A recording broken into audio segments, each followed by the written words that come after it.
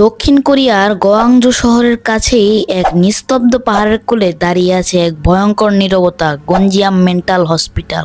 এক সময় এখানে চিকিৎসা হতো, কিন্তু এখন এখানে নাকি বসবাস আত্মাদের।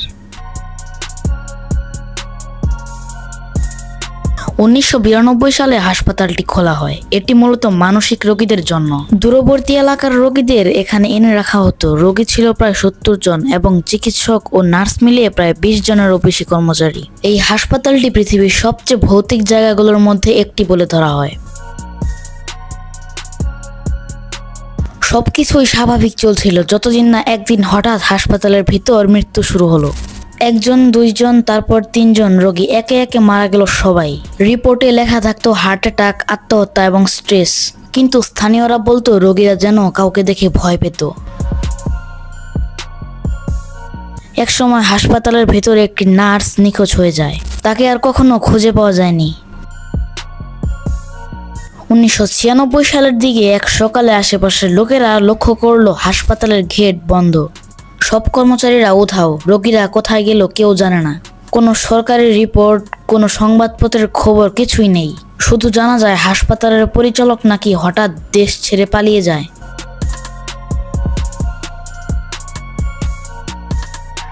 কারণ কেউ জানে না। এরপর থেকে হাসপাতালটি একদম পরিত্যক্ত অবস্থায় পড়ে থাকে। স্থানীয়রা বলে রাতে ওই ভবনের ভেতরে থেকে চিৎকার শোনা যায়। কেউ কেউ বলে পুরনো রোগীদের আত্মা এখনো সেখানে আটকে আছে।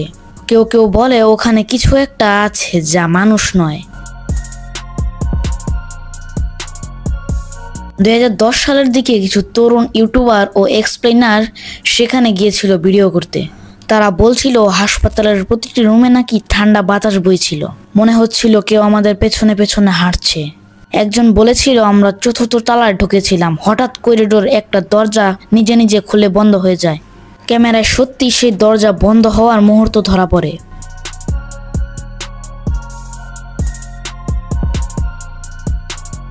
দুই 2018 সালে দক্ষিণ কোরিয়ায় একটি সিনেমা তৈরি করা হয়, গঞ্জিয়াম হান্টেড অ্যাসাইলাম। এই সিনেমা বাস্তবকে কেন্দ্র করে বানানো হয়েছে। সিনেমায় দেখা যায় একদল ব্লগার লাইভ স্ট্রিম করতে গিয়ে অভিশপ্ত ঘটনার শিকার হয়।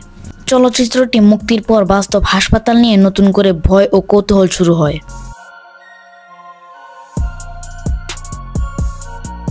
সারা বিশ্ব থেকে মানুষ সেখানে যেতে চায়। কেউ কেউ রাতে গোপনে সেখানে প্রবেশ করেছে, কিন্তু অনেকেই ফিরে এসে বলে গিয়েছে ওখানে কিছুই একটা সত্যি আছে।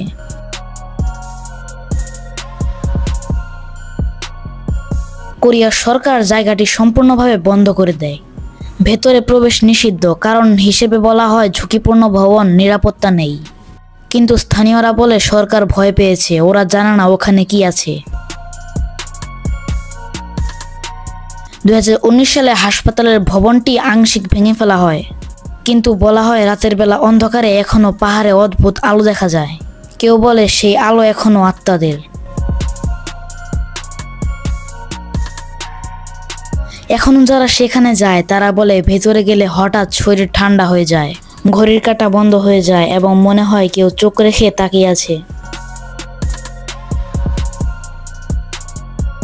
কেউ কেউ সেখানে রেখে এসেছে তাদের ক্যামেরা, কারণ ভয় এতটাই বেশি ছিল যে তারা পালিয়েছে। স্থানীয়রা বিশ্বাস করে হাসপাতালের নিচে একটা সাববেসমেন্ট লেভেল আছে, যেখানে রোগীদের ওপর অমানবিক পরীক্ষা চলতো। অনেকের মতে সেখানে মূল অভিশাপের শুরু। 2020 সালের ফেব্রুয়ারি মাসে দক্ষিণ কোরিয়ার এক তরুণ ব্লগার পাহাড়ের নিচে একটি পুরনো ভিডিও ক্যামেরা খুঁজে পায়। ক্যামেরার মেমোরিতে পাওয়া যায় কিছু অদ্ভুত ফুটেজে দেখা যায় হাসপাতালের করিডোরে কেউ একজন হাতে টর্চ নিয়ে হাঁটছে। তারপর হঠাৎ আলো নিভে যায়, আর তারপর শুধু শোনা যায় এক নারীর ভয়ঙ্কর হাসি।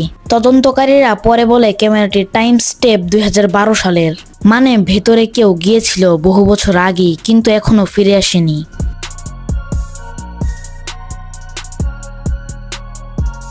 হাসপাতালের কাছের একটি ছোট্ট গ্রামে এক বৃদ্ধ বাস করে, নাম মিস্টার কিম। সে বলে প্রতিদিন ভোরে পাহাড়ের দিক থেকে নীল আলো দেখা যায়, আর বাতাসে ভেসে আসে কারো কান্নার শব্দ। লোকজন হাসতো, কিন্তু এক রাতে পুরো গ্রামই জেগে ওঠে এক ভয়ঙ্কর অদ্ভুত গন্ধে, যেন জ্বলন্ত ওষুধ ও পচা লাশের মিশ্রণে।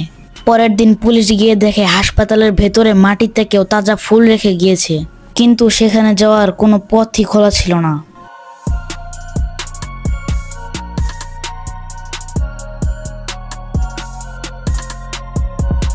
2022 সালে এক প্রপার্টি ডেভেলপার পরিকল্পনা করে ওই জায়গায় একটি আধুনিক অ্যাপার্টমেন্ট কমপ্লেক্স বানানোর। ভবনের ভিত্তি করার সময় কর্মীরা নিচে কিছু লোহার দরজা দেখতে পায়, যা কোনো নকশায় ছিল না। দরজার ভেতরে পাওয়া যায় পুরনো ফাইল, রোগীদের নাম আর অদ্ভুত টেস্ট রিপোর্ট, যেখানে লেখা ছিল subject number 13 unstable speed transfer.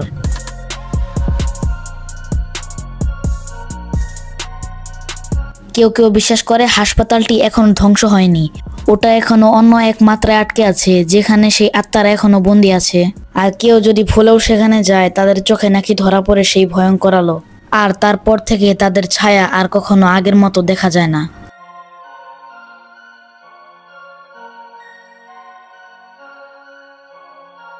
যদি তুমি কখনো দক্ষিণ কোরিয়ায় যাও আর কেউ বলে ওই পাহাড়ের পেছনে একটা পুরনো হাসপাতাল আছে, তাহলে মনে রেখো, ওখানে শুধু ইতিহাস নয়, আছে এমন কিছু যার নাম দেওয়া যায় না।